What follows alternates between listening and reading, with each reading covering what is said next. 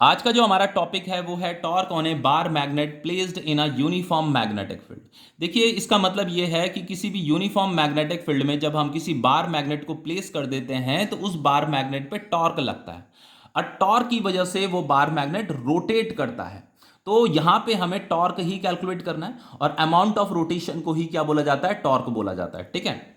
अब देखो, जैसे यहाँ पे ये हमारा यूनिफॉर्म मैग्नेटिक फील्ड है। ठीक है, इस मैग्नेटिक फील्ड को हम बी बोल रहे हैं और इस यूनिफॉर्म मैग्नेटिक फील्ड में मैंने एक बार मैग्नेट को रखा हुआ है। ये उस बार मैग्नेट का नॉर्थ पोल है, ये उसका साउथ पोल है। ठीक है, तो इस नॉर्थ पोल का जो पोल स्ट्रेंथ है वो स्मॉल एम है, साउथ पोल का पोल स्ट्रेंथ भी स्मॉल एम ही रहेगा, सेम होता है इनका पोल स्ट्रेंथ। ठीक है, और बच्चों इसकी जो मैग्नेटिक लेंथ है, मतलब ये जो लेंथ है इस मैग्नेट की वो कितनी है आपकी, 2L है।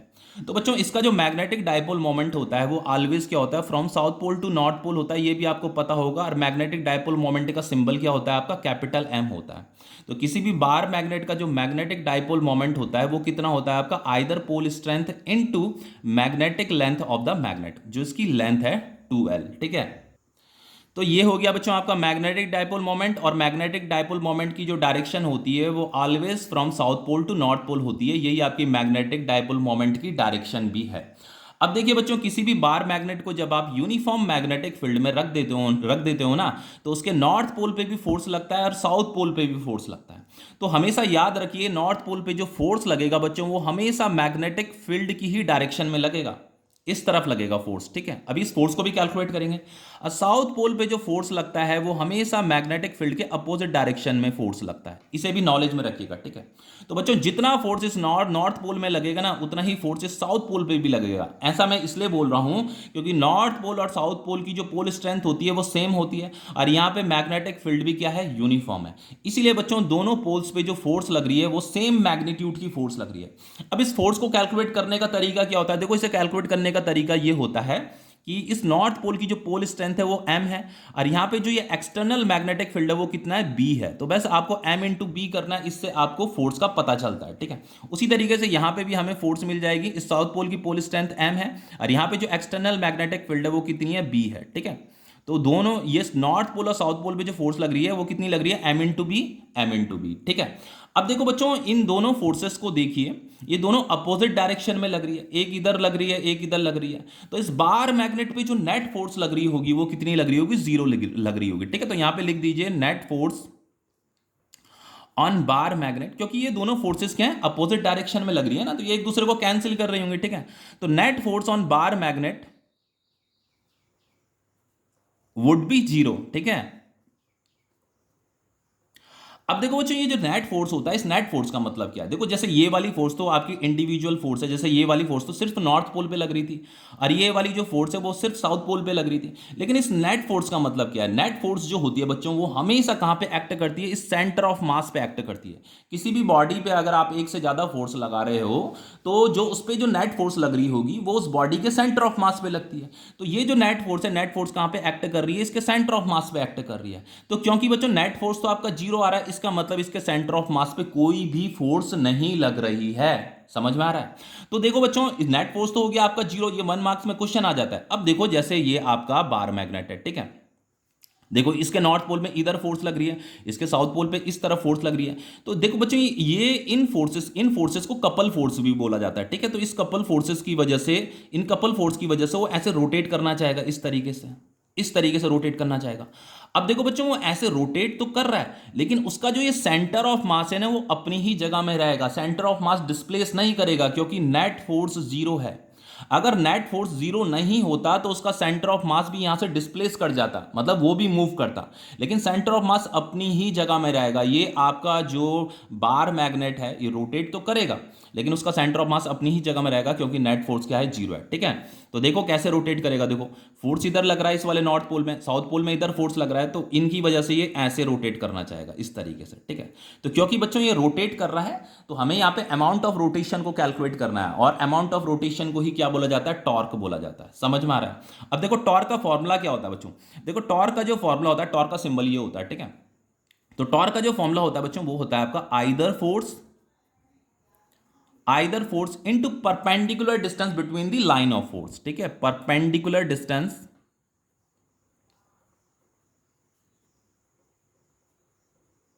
Between the line of force, या बिटवीन दी फोर्स भी लिख सकते हो, बिटवीन फोर्स। ओके, इतना समझ में आया। अब देखिए बच्चे, टॉर्क हो जाएगा आपका, फोर्स कितनी है, फोर्स तो ये एम बी है ना, तो आइदर फोर्स, कोई एक फोर्स हमें लेनी है, ये एम बी। अब ये perpendicular distance between the force भी हमें लिखाना है, पता करना है। तो देखो बच्चों, perpendicular distance between the force का मतलब ये है कि जैसे ये फोर्स का डायरेक्शन ये है, ठीक है, तो इसका लाइन ऑफ फोर्स ये होगा आपका, और इसका लाइन ऑफ फोर्स ये होगा आपको। तो ये जो लाइन ऑफ फोर्स है, इनके बीच में जो परपेंडिकुलर डिस्टेंस है वो हमें पता करनी है, उसी को यहां पे पुट करना है, ठीक है। तो उसके लिए क्या करो, देखो यहां से एक लाइन ड्रॉ कीजिए ऐसे, ये इस तरीके से एक लाइन ड्रॉ कर दीजिए, तो यही क्या आपकी परपेंडिकुलर डिस्टेंस है, इसी को हमें कैलकुलेट करना है। तो यहां पे देखो मुझे ये एक राइट एंगल ट्रायंगल मिल रहा है, ठीक है, ये हमारा एक राइट एंगल ट्रायंगल हो गया ये इस तरीके से, ठीक है। अब देखो बच्चों, यहां पे जैसे ये आपका S हो गया, ये आपका N हो गया, तो इसे भी हम कुछ नाम दे देते हैं, इसे A नाम दे देते हैं। अब देखो बच्चों, स्टार्टिंग में ही एक चीज आपको गिवन होगी, जो कि अब मैं आपको बता रहा हूं। जैसे बच्चों, ये तो आपका मैग्नेटिक डाइपोल मोमेंट का डायरेक्शन है, ठीक है, और मैग्नेटिक फील्ड का डायरेक्शन ये है आपका, ठीक है। तो यहाँ पे जो एंगल बन रहा था ना, वो कितना एंगल बन रहा था, थीटा एंगल बन रहा था, ठीक है। समझ में आ रहा, ये आपको गिवन है, पहले से ही गिवन है कि जो मैग्नेटिक फील्ड है और जो मैग्नेटिक डाइपोल मोमेंट है, उनमें जो एंगल बन रहा है, थीटा एंगल बन रहा है। तो अगर ये बच्चों थीटा एंगल बन रहा है, तो यहां पे भी कितना एंगल बनेगा, ये आपका थीटा ही एंगल बनेगा, ठीक है, कंफ्यूजन नहीं होना चाहिए। यहां पे लिख देता हूं, theta is the angle between magnetic field and magnetic dipole moment. तो ये क्या है आपको, ये गिवन था, पहले से ही गिवन था, ठीक है। तो यहां पे स्टार्टिंग में ही पहले थीटा बना लेना। अब देखिए, मुझे ये परपेंडिकुलर डिस्टेंस पता करनी है, तो देखो उसे कैसे पता करेंगे बच्चों। देखो साइन थीटा क्या होता है आपका, परपेंडिकुलर अपॉन हाइपोटेन्यूज, ठीक है, ये थीटा है, तो साइन थीटा क्या होगा आपका, परपेंडिकुलर अपॉन ये हाइपोटेन्यूज। तो परपेंडिकुलर कितना है आपका, ये एन ए हमें कैलकुलेट करना है, तो एन ए अपॉन हाइपोटेन्यूज कितनी है आपकी, ये 2L है, ठीक है, 2L। तो ये जो एन ए है इज इक्वल टू क्या हो जाएगा आपका, 2L साइन थीटा हो जाएगा, ठीक है। तो ये एन ए हमने कैलकुलेट कर दिया, ये वाली परपेंडिकुलर डिस्टेंस ये कितनी आ रही है, 2L साइन थीटा आ रहा है, तो यहाँ पे 2L साइन थीटा लिख दीजिए। समझ में आ रहा है। अब देखो बच्चों, यहाँ पे m इंटू 2L क्या होता है आपका, मैग्नेटिक डाइपोल मोमेंट होता है, तो यहाँ पे m इंटू 2L आ रहा है, तो ये तो क्या हो जाएगा आपका, मैग्नेटिक डाइपोल मोमेंट हो जाएगा, और यहाँ पे आपका ये हो जाएगा आपका b साइन थीटा। तो ये आपका टॉर्क का फॉर्मूला आपको मिल गया, torque is equal to M B sine theta ही होता है। बाकी इसे आप वेक्टर फॉर्म में ऐसे भी लिख सकते हो, capital M cross capital B, ठीक है। तो एम क्रॉस बी का ही फॉर्मूला क्या होता है आपका, एम बी साइन थीटा होता है। और बच्चों, क्रॉस प्रोडक्ट के लिए एक रिलेशन ये भी होता है, जो कि आप क्लास 11th से पढ़ते हुए आ रहे हो। क्लास 11th में आपने टॉर्क पढ़ा था ना, तो वहां पे ये पढ़ा था कि किसी भी क्रॉस प्रोडक्ट के लिए ये जो टॉर्क होता है बच्चों, टॉर्क क्या होता है, should be perpendicular to magnetic field और शुड बी परपेंडिकुलर, और टॉर्क जो है इस मैग्नेटिक डाइपोल मोमेंट के भी क्या होता है, परपेंडिकुलर होता है, ठीक है। तभी बच्चों ये इक्वेशन वैलिड मानी जाती है। मतलब अगर ऐसी कोई इक्वेशन बन रही है क्रॉस प्रोडक्ट वाली, तो उसके लिए जो ये टॉर्क होता है ये इसके भी परपेंडिकुलर होता है, और टॉर्क जो है इसके भी परपेंडिकुलर होता है। अब देखो बच्चों, ये तो हमारा टॉर्क निकल गया। देखो यहाँ पे अब एक स्पेशल केस है आपका, देखो स्पेशल केस क्या है आपका। तो देखो बच्चों, एक होता है आपका स्टेबल इक्विलिब्रियम,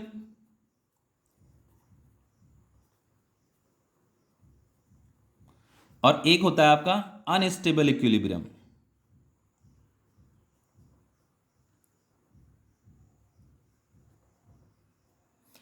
अब देखिए बच्चों, स्टेबल इक्विलिब्रियम और अनस्टेबल इक्विलिब्रियम के लिए बार मैग्नेट की ओरिएंटेशन क्या होती है, ये हमें पता करनी है, ठीक है। देखो बच्चों, स्टेबल इक्विलिब्रियम किसे कहते हैं, स्टेबल इक्विलिब्रियम का मतलब यह है कि बार मैग्नेट में नेट फोर्स भी जीरो लग रही है और नेट टॉर्क भी जीरो लग रहा है। देखो हमेशा याद रखना बच्चों, बार मैग्नेट में नेट फोर्स तो हमेशा जीरो ही रहेगा, लेकिन टॉर्क हमेशा जीरो नहीं रहता। लेकिन अगर टॉर्क भी जीरो हो जाता है और नेट फोर्स भी जीरो हो जाता है, तो हम उसे स्टेबल इक्विलिब्रियम बोलते हैं, ठीक है। अब अनस्टेबल इक्विलिब्रियम के लिए भी यही होता है कि नेट फोर्स तो हमेशा जीरो ही रहेगा, लेकिन बच्चों अगर टॉर्क भी जीरो आ रहा है तो इसे भी अनस्टेबल इक्विलिब्रियम ही बोला जाता है। अब आप कंफ्यूज हो रहे होंगे, यहां पे भी ये दोनों जीरो हैं, यहां पे भी दोनों जीरो हैं, लेकिन इसे स्टेबल बोला जा रहा है, इसे अनस्टेबल इक्विलिब्रियम बोला जा रहा है। तो देखो अभी बताता हूं, अभी समझ में आ जाएगा। लेकिन बच्चों इसके लिए क्या है, देखो when magnetic dipole moment and magnetic field are parallel, ये दोनों के दोनों पैरेलल भी होने चाहिए। और यहां पे है when magnetic dipole moment and magnetic field are antiparallel, यहां पे ये दोनों के दोनों एंटी पैरेलल होने चाहिए। अब देखो इसका मतलब क्या है, देखो बच्चों, जब ये जैसे टॉर्क का फॉर्मूला क्या है आपका, एम बी साइन थीटा है ना टॉर्क आपका, ठीक है। अब theta is the angle between, क्या होता है, theta is the angle between magnetic dipole moment and magnetic field. अब अगर ये दोनों के दोनों पैरेलल होंगे तो थीटा कितना हो जाएगा, 0 डिग्री नहीं हो जाएगा, थीटा हो जाएगा आपका 0 डिग्री, तो टॉर्क कितना आ रहा है, 0 आ रहा है। अब देखो यहां पे क्या है, जब ये दोनों के दोनों बच्चों एंटी पैरेलल होंगे तो टॉर्क का फॉर्मूला है हमारा एम बी साइन थीटा। तो बच्चों अगर ये दोनों के दोनों एंटी पैरेलल है तो थीटा कितना होगा, 180 डिग्री। तो बच्चों जो साइन 180 डिग्री होता है वो भी आपका जीरो ही होता है, तो यहाँ पे भी टॉर्क क्या आ रहा है, जीरो ही आ रहा है। तो दोनों ही केसेस में टॉर्क जीरो होता है और नेट फोर्स भी जीरो होता है, बस यहाँ पे magnetic dipole moment and magnetic field parallel होता है। तो अगर ये दोनों पैरेलल है तो हम इस वाली ओरिएंटेशन को स्टेबल इक्विलिब्रियम बोलते हैं, और जब ये दोनों एंटी पैरेलल होते हैं तो इस वाली ओरिएंटेशन को अनस्टेबल इक्विलिब्रियम बोलते हैं। अब देखो इसे समझते हैं। जैसे बच्चों ये हमारा यूनिफॉर्म मैग्नेटिक फील्ड है, ठीक है, और हमने बार मैग्नेट को कुछ इस तरीके से रखा हुआ है, ये उसका नॉर्थ पोल हो गया, ये उसका साउथ पोल हो गया, ठीक है, समझ में आ रहा है। तो इसका जो मैग्नेटिक डाइपोल मोमेंट होगा वो किधर होगा, इस तरफ होगा ना, फ्रॉम साउथ टू नॉर्थ, ये तो उसका मैग्नेटिक डाइपोल मोमेंट की डायरेक्शन हो गई, और मैग्नेटिक फील्ड ये है आपकी। तो मैग्नेटिक फील्ड और मैग्नेटिक डाइपोल मोमेंट की डायरेक्शन क्या है, सेम है। तो इसी ओरिएंटेशन को हम क्या बोलते हैं, स्टेबल इक्विलिब्रियम बोलते हैं। अगर आपने बार मैग्नेट को इस तरीके से प्लेस कर रखा है मैग्नेटिक फील्ड में तो बच्चों ये ना तो रोटेट करेगा ना तो मूव करेगा, क्योंकि उसमें नेट फोर्स जीरो है और नेट टॉर्क भी कितना है, जीरो है। अब अनस्टेबल इक्विलिब्रियम के लिए क्या होता है, जैसे ये आपका मैग्नेटिक फील्ड है, यूनिफॉर्म मैग्नेटिक फील्ड, और आपने बार मैग्नेट को कुछ इस तरीके से रखा हुआ है, देखो जैसे यहाँ पे इधर नॉर्थ था इधर साउथ था, तो अब नॉर्थ इधर है साउथ इधर है, तो इसका मैग्नेटिक डाइपोल मोमेंट का डायरेक्शन ये हो जाएगा फ्रॉम साउथ टू नॉर्थ। वो तो ऑलवेज क्या होता है, मैग्नेटिक डाइपोल मोमेंट का direction always south to north ही होता है। मैग्नेटिक डाइपोल मोमेंट इधर है, मैग्नेटिक फील्ड इधर है, तो इसी ओरिएंटेशन को क्या बोलेंगे हम, अनस्टेबल इक्विलिब्रियम बोलेंगे। समझ में आ रहा है। अब देखो बच्चों होता क्या है, देखो स्टेबल इक्विलिब्रियम इसे क्यों बोला जा रहा है। देखो जैसे आपका बार मैग्नेट ऐसे रखा हुआ है, तो ऐसा रखोगे तो ये रोटेट नहीं करेगा, लेकिन अगर आप इसे थोड़ा सा भी तिरछा ऐसे रख देते हो ना, थोड़ा सा भी तिरछा अगर कर दोगे, तो यहाँ पे इसका नॉर्थ पोल है, यहाँ पे इसका साउथ पोल है, तो नॉर्थ पोल पे इधर फोर्स लगेगी, साउथ पे इधर फोर्स लगेगी, तो ये वापस घूम करके इधर ही आ जाता है। इसीलिए इसे स्टेबल इक्विलिब्रियम बोला जा रहा है। कोई भी जो बार मैग्नेट है वो हमेशा अपने स्टेबल इक्विलिब्रियम में ही रहना चाहता है। अब देखो मान लो बार मैग्नेट को आपने ऐसे रख दिया, थोड़ा इस तरीके से रख दिया, अब ये इसका नॉर्थ पोल है, ये इसका साउथ पोल है, ठीक है, तो इस पे फोर्स इधर लगेगी, इसमें फोर्स इधर लगेगी, तो अगेन ये घूम करके फिर इधर ही आ जाएगा। तो बार मैग्नेट क्या चाहता है, बार मैग्नेट हमेशा ये चाहता है कि उसका जो मैग्नेटिक डाइपोल मोमेंट है वो मैग्नेटिक फील्ड की ही डायरेक्शन में रहे। तो इसी को हम क्या बोलते हैं, स्टेबल इक्विलिब्रियम बोलते हैं। अब देखो इसे अनस्टेबल इक्विलिब्रियम क्यों बोला जा रहा है, देखो समझते हैं इसे। देखो बच्चों जैसे ये जो नॉर्थ पोल होता है, नॉर्थ पोल में फोर्स किधर लगती है, मैग्नेटिक फील्ड की डायरेक्शन में लगती है। तो इस नॉर्थ पोल में जो फोर्स लग रही होगी वो इस तरफ लग रही होगी मैग्नेटिक फील्ड की डायरेक्शन में, और साउथ पोल में जो फोर्स लग रही होगी वो मैग्नेटिक फील्ड के अपोजिट डायरेक्शन में लग रही होगी। तो अब एक फोर्स इधर लग रही, एक फोर्स इधर लग रही, तो ये क्या रोटेट करेगा, नहीं रोटेट करेगा ना, ये फोर्सेस तो कैंसिल हो जाएंगी, तो इसमें टॉर्क भी नहीं लगेगा। आप खुद ही इमेजिन कीजिए कि कोई इधर फोर्स लगा रहा है, इसमें कोई इधर फोर्स लगा रहा है, तो क्या रोटेट करेगा, नहीं करेगा रोटेट। तो यहां पे भी ये आराम से होगा, मतलब ठीक है। अनस्टेबल इक्विलिब्रियम में मतलब इस ओरिएंटेशन में अगर हम इसे रख देते हैं तो ये मूव नहीं करता है, रोटेट नहीं करता है।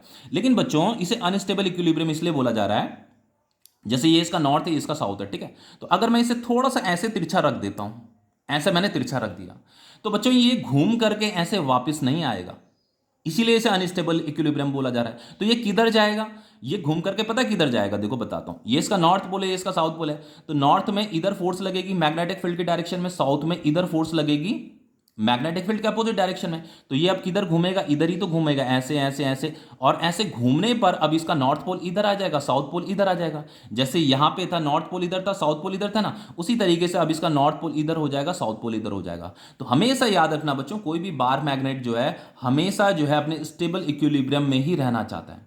जैसे वो यहाँ पे अनस्टेबल इक्विलिब्रियम में था ना, तो यहां पे तो वो बच्चों रोटेट नहीं करेगा, लेकिन अगर आप उसे थोड़ा सा भी ऐसे तिरछा कर देते हो ना, तो वो यहां वापस लौट करके नहीं आ रहा है, बल्कि वो उल्टा क्या कर रहा है, वो इधर घूम करके, लंबा घूम करके वो क्या कर रहा है, अपने स्टेबल इक्विलिब्रियम में लौट करके आ रहा है।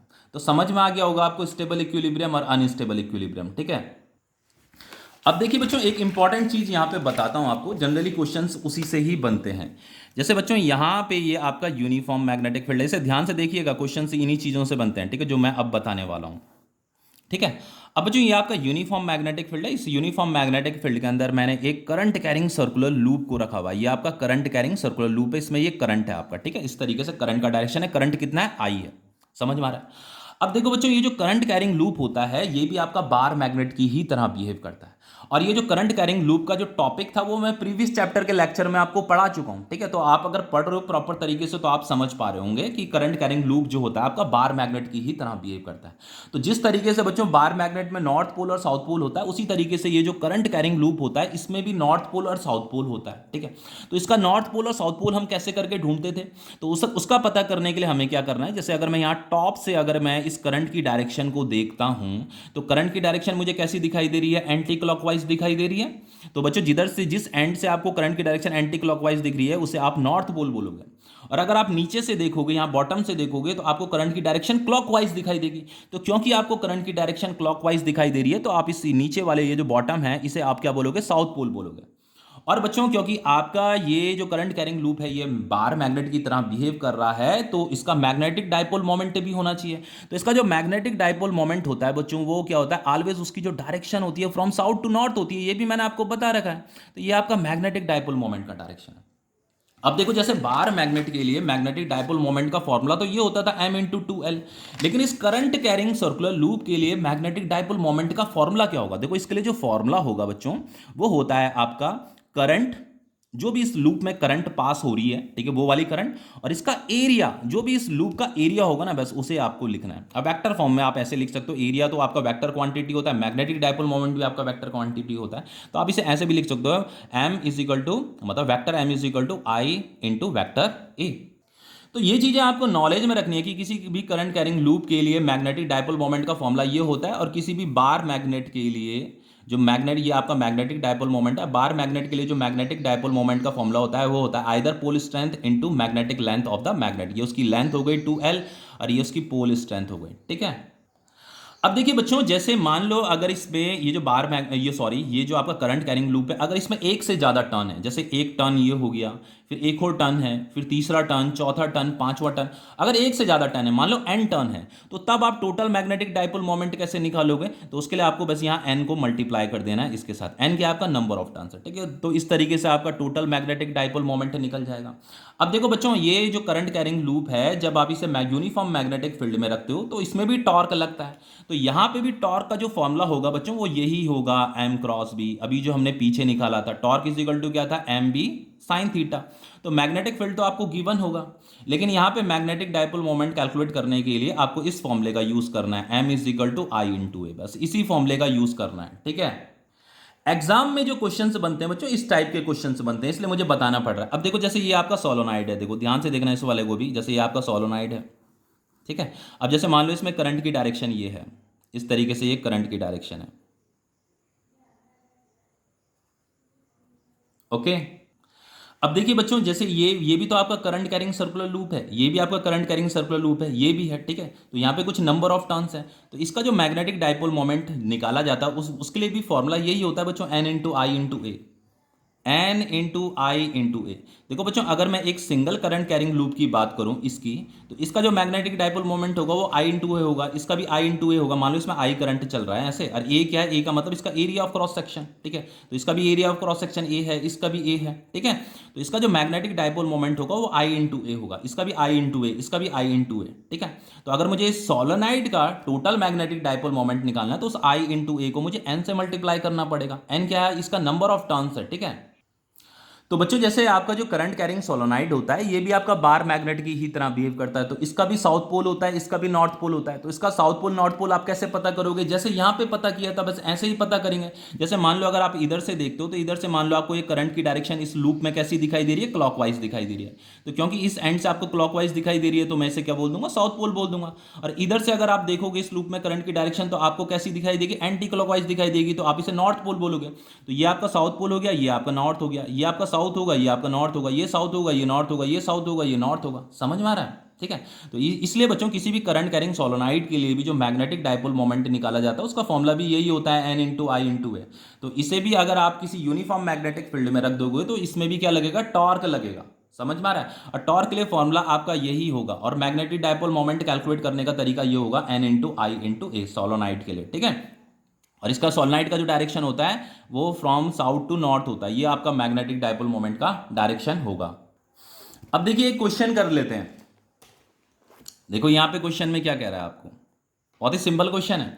तो यहाँ पे कह रहा है current of 7 ampere is flowing in a plane circular coil of radius 1 centimetre having 100 turns. ठीक है, तो यहाँ पे आपका ये प्लेन सर्कुलर कॉइल है। ठीक है, इसमें मान लो ये करंट है आपका, लेकिन इसमें कितने टर्न्स दे रखे हैं आपको? 100 टर्न्स दे रखे हैं, जैसे 1 टर्न, 2 टर्न, 3 टर्न, ऐसी टोटल 100 टर्न्स है। ठीक है, तो टोटल नंबर ऑफ टर्न्स कितने हैं आपके? 100 हैं।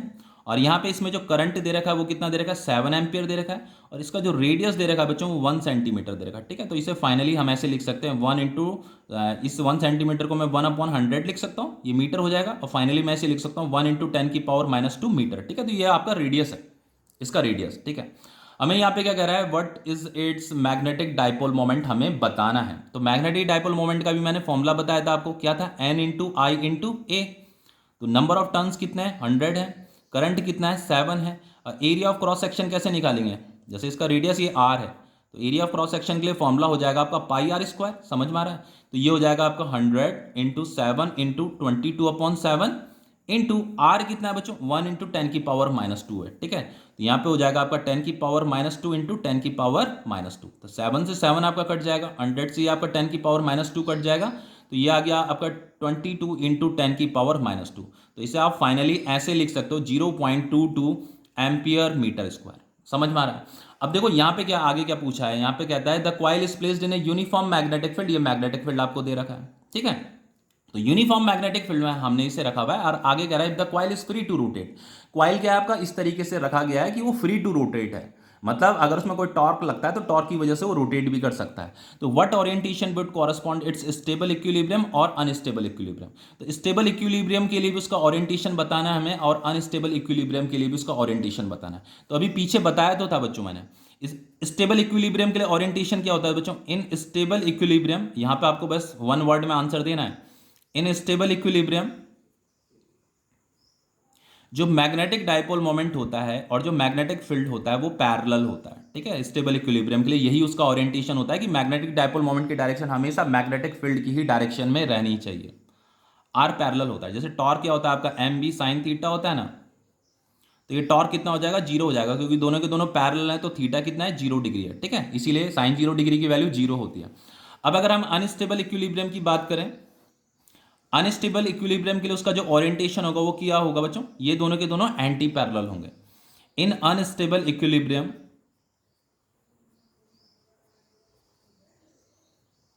ये जो मैग्नेटिक डाइपोल मोमेंट एंड जो मैग्नेटिक फील्ड होता है आर एंटी पैरेलल होता है। क्वेश्चंस इन्हीं से ही बनते हैं। बहुत इंपॉर्टेंट क्वेश्चन करा रहा हूं बच्चों, ये बोर्ड में पूछा गया है ये क्वेश्चन, आपको 2-3 बार आ रखा है बोर्ड में। ठीक है, तो टॉर्क का फॉर्मूला है आपका M B sine theta, M B sine theta. तो थीटा यहाँ पे क्या होगा बच्चों? ये दोनों के दोनों एंटी पैरेलल हैं, तो थीटा क्या हो जाएगा आपका? 180 डिग्री हो जाएगा। साइन 180 डिग्री भी क्या होता है? 0 होता है। तो टॉर्क भी क्या हो जाएगा आपका? 0 हो जाएगा। ठीक है, तो ये टॉपिक आपका कंप्लीट हो गया है। ठीक है,